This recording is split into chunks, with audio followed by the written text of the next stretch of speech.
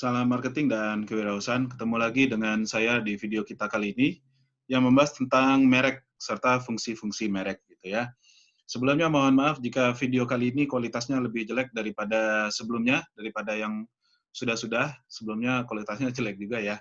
Tapi sekarang lebih parah karena saya tidak bisa merekam pakai HP sekarang ini. HP saya lagi error, terpaksa merekamnya pakai laptop dan ini menggunakan aplikasi Zoom. Jadi, mungkin videonya singkat saja ya, daripada Anda sakit mata atau bosan gitu ya.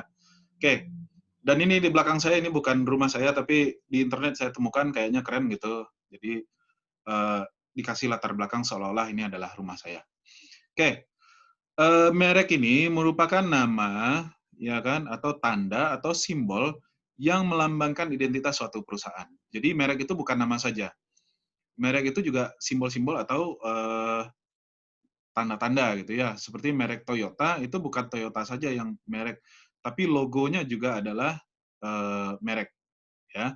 Nah, logo Toyota itu kan seperti bulatan, kemudian di tengahnya ada bulat lagi 2, itu semua ada maknanya, ya kan. Dan jika itu dilihat oleh orang tanpa adanya tulisan Toyota, orang akan tetap paham kalau itu adalah logo Toyota tanpa ada tulisan Toyotanya, gitu. Atau seperti, Honda misalnya, hanya tulisan huruf H. Hyundai juga hurufnya H, tapi logonya berbeda. Kalau Hyundai itu agak miring gitu ya. Nah, orang akan tetap paham walaupun tanpa ditulis ada tulisan Honda atau tulisan Hyundai. Jadi merek itu adalah pembedanya antara masing-masing, produk. Nah, apa saja fungsi dari merek ini? Pertama, merek ini sebagai tanda pengenal. Jadi, merek ini akan, membedakan antara satu produk dengan produk lain. Anda bayangkan saja HP misalnya. HP itu apalagi kalau di zaman sekarang kan HP itu bentuknya sama saja, ya kan? HP itu bentuknya kotak seperti ini kan. Nah, ini HP apa? Anda kan nggak bisa nebak kalau nggak lihat ininya, nggak lihat logonya misalnya.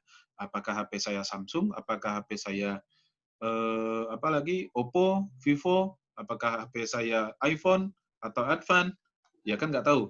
Nah, dari mana bisa tahunya? Dari logo yang atau merek yang ditempatkan pada produk tersebut. Makanya merek itu tidak disembunyikan letaknya, tapi merek itu letaknya pasti gampang terlihat gitu. Nah, kalau di majalah logo itu diletakkan yang paling atas, ya kan? Supaya gampang terlihat sama orang, membedakan antara satu produk dengan produk sejenis lainnya. Nah, kemudian fungsi dari logo itu adalah bagi perusahaan-perusahaan yang sudah berhasil atau yang mereknya itu sudah terkenal, logo itu juga bisa jadi sebagai ajang promosi. Makanya logo itu kadang-kadang tidak ditaruh di produknya saja, ya kan? Produk Apple, Apple itu kan hanya mengeluarkan HP, tablet gitu ya, kemudian komputer yang berhubungan dengan gadget gitu. Apple kan tidak mengeluarkan baju kaos misalnya, ya kan? Dia tidak pernah mengeluarkan, "Ini inovasi terbaru kami untuk, baju kaos," misalnya, tidak. Tapi Apple juga masang logonya itu di baju kaos atau di topi misalnya, digunakan, ada mereknya Apple. Atau kalau Anda beli produk Apple pasti akan dikasih stiker Apple, biasanya ditempel di mobil, di kaca belakang biasanya.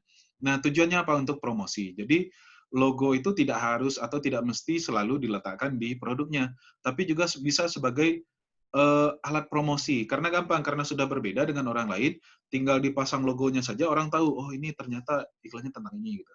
Nah, kemudian juga untuk menunjukkan citra atau reputasi dari si produk tersebut. Nah, produk-produk yang ini memiliki merek atau brand yang sudah terkenal dan dia itu sudah kuat posisinya, itu seringkali gara-gara brand saja harganya naik, ya kan? Nah, gelas misalnya, Anda punya gelas gitu ya, saya nggak punya gelas di sini, atau misalnya piring, ada piring ini ya, ini piringnya polos, ini mungkin harganya sekitar Rp5.000 saja. Tapi kalau saya kasih logo di sini, logo apa gitu, merek yang terkenal, mungkin saya bisa jual lebih mahal, ya kan? Nah, kenapa? Karena merek itu juga memiliki reputasi atau memiliki citra, ya kan?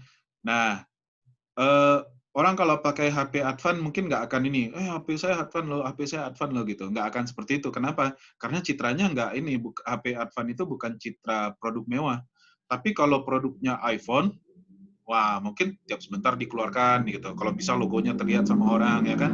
Apalagi Apple sekarang kan yang ada kameranya itu khas sekali ya, ada 3 bertumpuk-tumpuk itu. Nah itu kan menunjukkan citra. Kalau kita pikirkan, fungsi dari HP itu apa sih? Kan cuman nelpon, kemudian WhatsApp, main game ya kan, nonton YouTube, membaca. HP biasa juga bisa dengan memenuhi itu gitu. Nggak perlu kita beli HP yang harganya 20 juta, 25 juta. Nggak perlu beli HP yang Samsung yang lipat yang bisa dibuka seperti ini, nggak perlu kan. Tapi karena dia itu eh, mencerminkan citra, yang punya itu adalah orang-orang yang mampu beli gitu ya, maka merek itu bisa menjual, bisa menunjukkan citra. Jam tangan misalnya, jam tangan Seiko atau Casio gitu, kan biasa saja ya kan, dipakai oleh orang yang biasa-biasa saja. Tujuannya apa? Untuk menunjukkan waktu, oh sekarang sudah jam 8, oh sekarang sudah jam 12. Jam Rolex, wah itu kan berbeda. Itu jamnya menunjukkan citra, atau orang yang memakainya adalah orang yang sukses, atau orang-orang yang memang memiliki kemampuan lebih gitu. Jadi apakah kalau kita pakai Rolex itu jamnya jadi 13 jam sehari? Kan tidak, tetap juga 12 jam sehari. Tapi ketika Anda pakai Rolex, Anda memiliki citra atau reputasi. Pakai mobil Kijang, dengan orang yang memakai mobil Lamborghini misalnya. Lamborghini sebagai merek mencerminkan citra atau reputasi. Nah, kemudian bagi konsumen juga ada fungsi-fungsinya, tambahannya ya. Tambahan fungsi dari sudut pandang konsumen, pertama sebagai pembeda. Kalau kita misalnya berbelanja ke mall gitu ya, kemudian kita dihadapkan pada suatu deretan rak yang banyak produknya, kita bisa gampang memilih satu produk. Kita tidak butuh waktu lama. Kita melihat rak itu panjangnya misalnya ada sekian meter. Kita tidak harus lihat satu-satu ini produknya apa, ini kelebihannya apa, enggak. Karena kita sudah tahu masing-masing merek itu mencerminkan apa namanya kualitas yang berbeda-beda. Misalnya pilih makanan misalnya, pilih chips ya kan atau kerupuk misalnya. Satu rak itu banyak.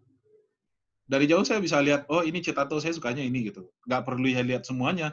Jadi saya bisa dengan waktu yang cepat ambil keputusan, ya kan?